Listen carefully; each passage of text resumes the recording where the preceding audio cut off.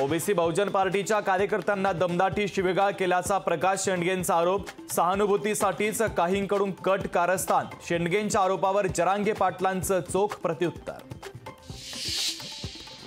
महायुतीमध्ये 5 जणांचा जागांचा तिढा अद्यापही कायम। ठाणे, पालघर, दक्षिण मुंबई आणि नाशिकच्या जागेसंदर्भात तिढा।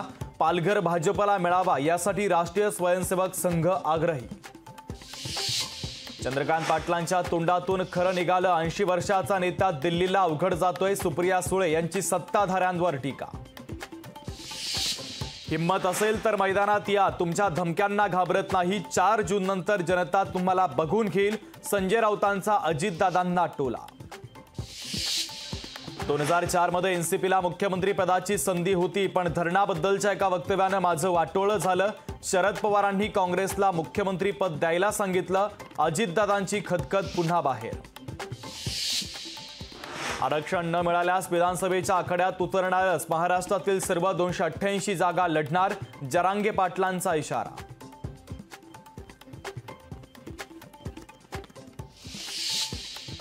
छगन भुजबळांना कुणीही ओबीसी नेते मानत नाही। जरांगे पाटलांची टीका। तर जरांगे मोदींपेक्षा मोठे नेते।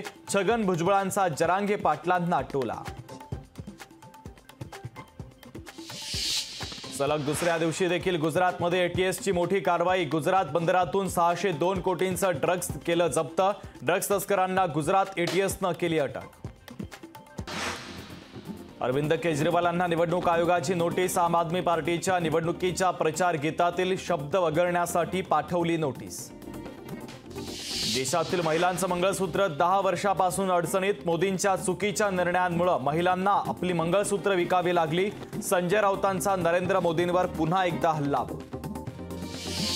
एकाचं कुंकू लावा, सगळ्यांना पुढे पुढे करू नका। अजित पवारांचा कार्यकर्त्यांना दम।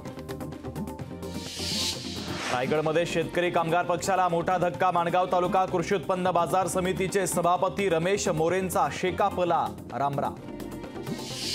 भाजपला पंढरपुरी हिसका दाखवा। म्हाडा मतदारसंघातील मतदारांना जयंत पाटलांचं आवाहन।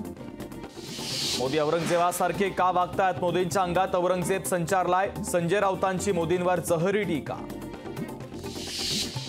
लोकसभा निवडणुकीच्या तोंडावर काँग्रेसला मोठा धक्का। दिल्ली काँग्रेस अध्यक्ष अरविंद सिंह लवली यांचा राजीनामा। मल्लिकार्जुन खरगे यांच्याकडे सोपवला राजीनामा।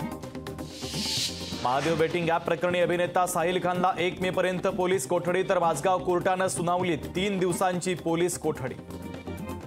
2 कोटींचे एरे घेऊन बँकॉकला जाणाऱ्या प्रवाशाला विमानतळावर अटक। मुंबईत सीमाशुल्क विभागाची मोठी कारवाई। लोकशाही मराठी ऐका, पहा, जागरूक रहा।